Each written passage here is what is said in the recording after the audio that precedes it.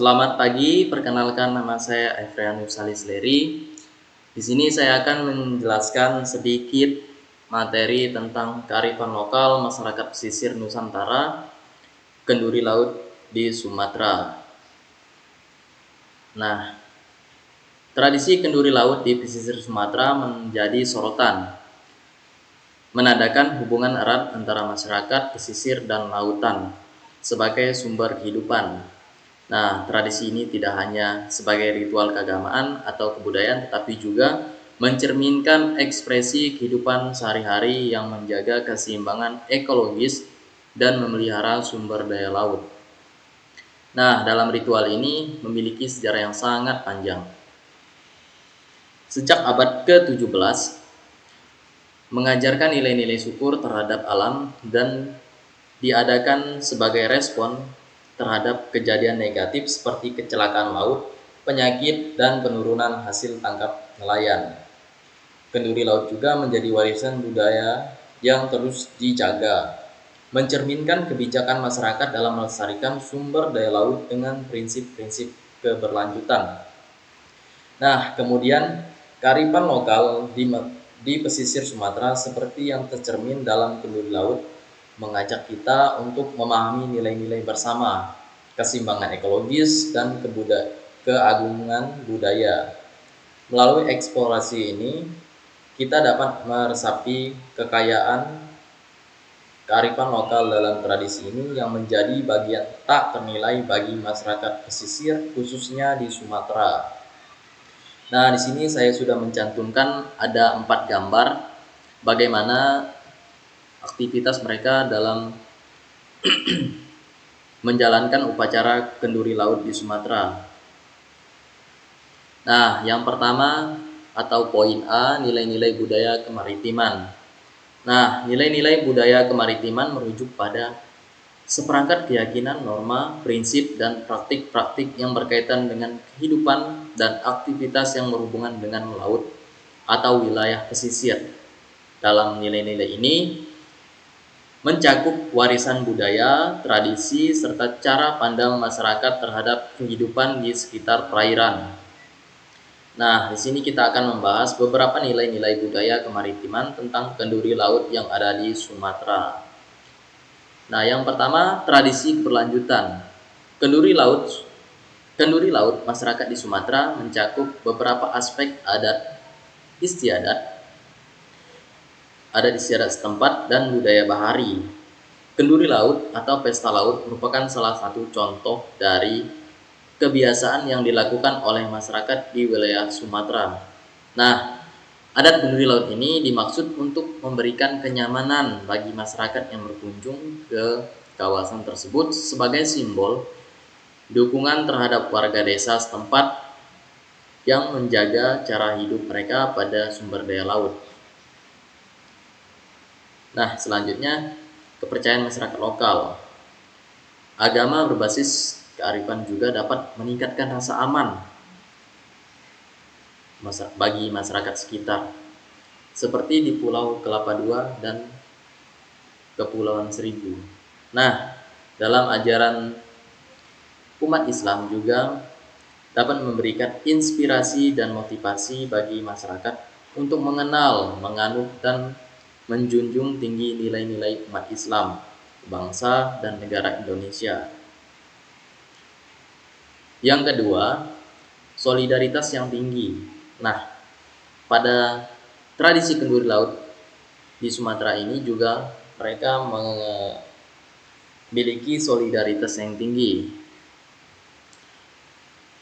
Tradisi kenduri laut tradisional masyarakat di pesisir Sumatera mempunyai nilai solidaritas yang tinggi. Nah, yang saya jelaskan tadi, yakni menyatukan banyak anggota masyarakat pesisir setempat dengan orang-orang dari kota tetangga. Tradisi dalam hal ini berfungsi sebagai pengaman terhadap hasil laut yang diperoleh selama setahun melaut. Nah, tradisi kenduri laut juga dilakukan dengan keyakinan bahwa hasil laut yang diperoleh kemudian hari akan terbatas dan selanjutnya nelayan akan tutup pada saat aktivitas di laut tersebut dilakukan. Dengan demikian, tentu saja kenduri laut, adat dapat memperkuat rasa persatuan dan persahabatan pada masyarakat setempat. Kemudian yang ketiga, ragam budaya kemaritiman. Nah, ragam budaya kemaritiman pada aspek kearifan lokal dan budaya maritim terkait kenduri laut, masyarakat di pesisir Sumatera pada ragam kebudayaan maritim. Nah, di sini ada 3 ragam budaya kemaritiman. Yang pertama, rumah adat. Setiap semenanjung di Sumatera memiliki sebuah rumah adat dengan ciri-ciri unik yang melengkapi rumah adat lainnya, terlepas dari konstruksi bangunan, bahan bangunan, atau faktor lainnya. Kemudian senjata tradisional. Nah, pastinya setiap daerah ini mempunyai senjata tradisional yang memiliki wujud fisik dari keyakinan agama. Yang ketiga, kelompok etnis atau suku bangsa. Diketahui bahwa Pulau Sumatera mempunyai banyak ubur-ubur penyengat di seluruh wilayah. Artinya, ada suku yang mempunyai dominasi, namun ada pula suku yang lebih kecil yang hanya melibatkan sedikit individu atau kelompok teman. Nah, kemudian yang keempat atau D, kelestarian lingkungan.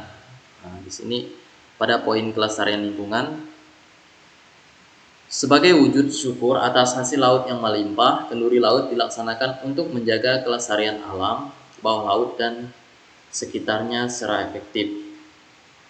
Selain itu, dalam pelaksanaan pengendalian erosi pantai juga dilakukan dengan cara berwawasan lingkungan, seperti dengan mempertimbangkan menggunakan material yang dapat merusak lingkungan dan mempertimbangkan menurunnya kesehatan ekosistem laut di sekitarnya. Nah, di sini dijelaskan bahwa kelestarian lingkungan laut itu sangat penting.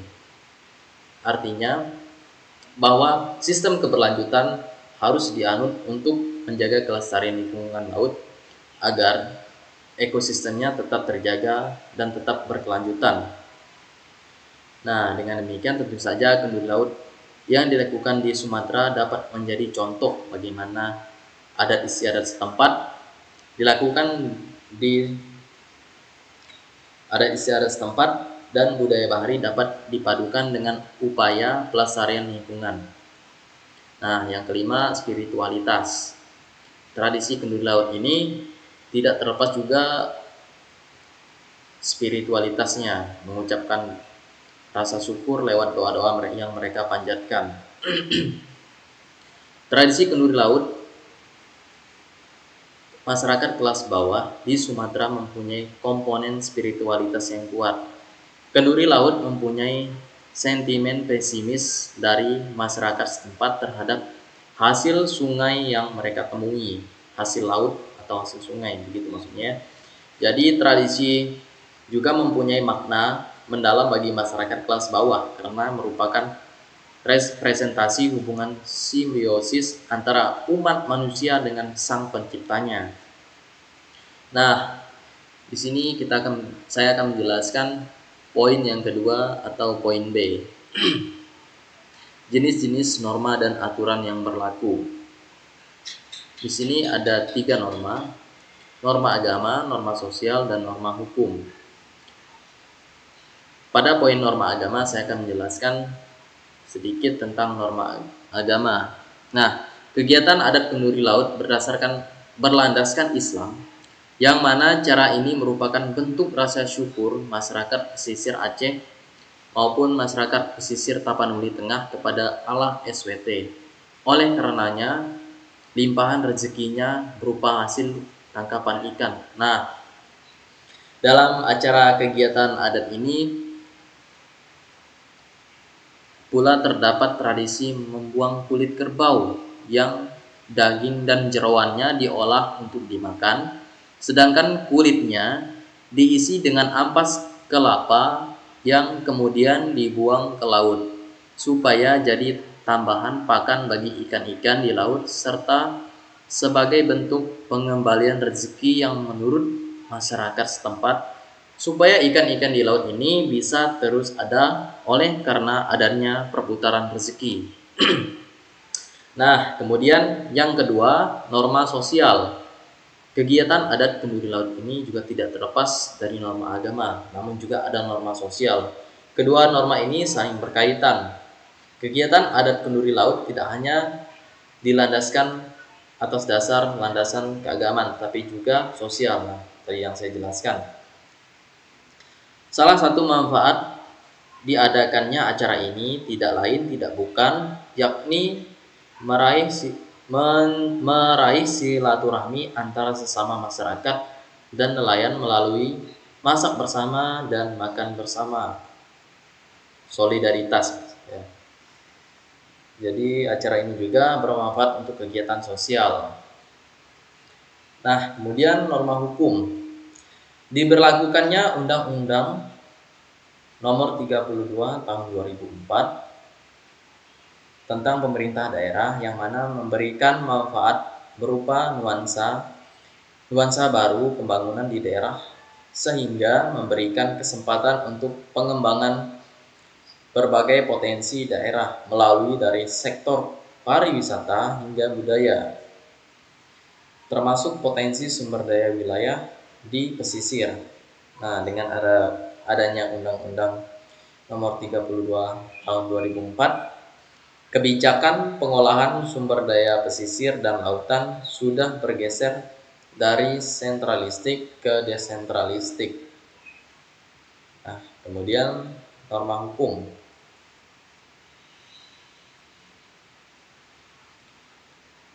Acara kegiatan adat kenduri laut sendiri ini berlangsung 3 hari berturut-turut setahun sekali pada akhir bulan Oktober. Nah, selama kurun waktu tersebut ada beberapa larangan untuk melakukan penangkapan ikan atau melaut.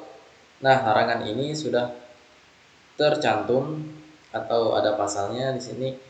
Pengawasan terhadap aturan ini dilakukan oleh nelayan yang bekerja sama dengan Panglima Laut. Nah, jadi mereka menjalin kerjasama antara nelayan dan Panglima Laut.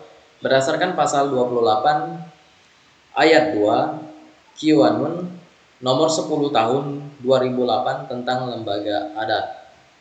Nah, di sini disebutkan bahwa kewenangan lembaga Panglima Laut ada 6 poin. Di sini saya akan menjelaskan. Yang pertama, melaksanakan, memelihara dan mengawasi pelaksanaan adat istiadat dan hukum adat laut. Kedua, membantu pemerintah dalam bidang perikanan dan kelautan.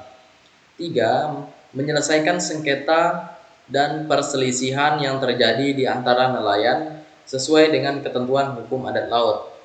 4, menjaga dan melestarikan fungsi lingkungan kawasan pesisir dan laut. 5, memperjuangkan taraf hidup masyarakat nelayan.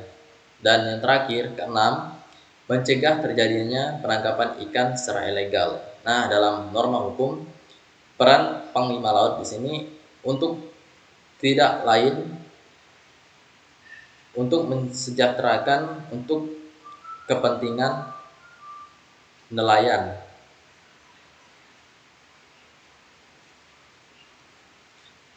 Nah, pada umumnya tugas Panglima Laut yakni melaksanakan, menegakkan hukum adat laut melalui peradilan adat laut dan menyelesaikan perselisihan antara nelayan maupun perselisihan antara nelayan dan bukan nelayan. Nah, poin yang ketiga, poin C, di sini saya akan menjelaskan nilai-nilai dalam tradisi kenduri laut. Yang pertama, nilai kehidupan. Tentu saja di setiap tradisi ada nilai kehidupan, ada makna tersirat di dalamnya. Pada tradisi kenduri laut memiliki nilai kehidupan karena hubungannya erat antara manusia dengan alam yang akan selalu membawa kehidupan. Nah, oleh karena itu, manusia harus menjaga dan melestarikan alam. Dengan demikian, harapan agar kelak alam akan memberi kehidupan bagi generasi masa depan. Terlebih lagi khususnya bagi masyarakat di pesisir. Karena mayoritas masyarakat pesisir itu bekerja sebagai nelayan untuk menghidupi keluarganya. Nah, kemudian nilai budaya. Nah, di sini nilai budaya tradisi kenduri laut ini memiliki nilai karena termasuk salah satu warisan budaya tertua nenek moyang yang turun-temurun dilakukan hingga pada saat ini, yang kental akan nilai budaya serta filosofisnya. Nah, kearifan lokal ini pun menjadi tradisi yang harus dilakukan dalam rangka wujud syukur yang dipadukan dengan adat daerah. Nah, selanjutnya poin D yang keempat atau poin keempat, nilai-nilai dalam tradisi kenduri laut. Dewasa ini, tradisi kenduri laut masih terjaga dan selalu diselenggarakan setiap tahunnya. Nah, isi acara ini tidak hanya sekedar acara spiritualitas, tetapi ada susunan acara yang teratur yang mereka buat.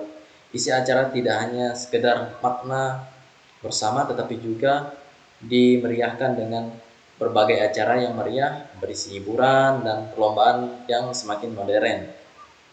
Nah, acara kenduri laut ini menjadi objek destinasi bagi para pelancong atau pengunjung, mulai dari pengunjung lokal maupun pengunjung mancanegara. Tradisi kenduri laut yang semakin tahun ini semakin ramai menandakan budaya ini diterima oleh masyarakat luas. Nah, kesimpulannya, tradisi kenduri laut yang terdapat di Kabupaten Tapanuli Tengah, Provinsi Sumatera Utara merupakan bukti kekayaan budaya kearifan lokal pesisir di Indonesia yang patut dipertahankan oleh karena adanya nilai-nilai luhur yang terkandung di dalamnya. Nah, tidak hanya itu, tradisi adat ini menjadi daya tarik wisatawan yang mana adanya daya tarik wisatawan berarti terdapat manfaat berupa adanya perhatian terhadap tradisi ini serta menjadi salah satu destinasi wisata yang dapat ditawarkan apabila berkunjung ke pesisir Kabupaten Tapanuli khususnya Provinsi Sumatera Barat. Sekian presentasi dari saya, mohon maaf jika ada salah kata atau kata-kata yang kurang berkenan. Saya minta maaf. Sekian presentasi dari saya ucapkan terima kasih banyak.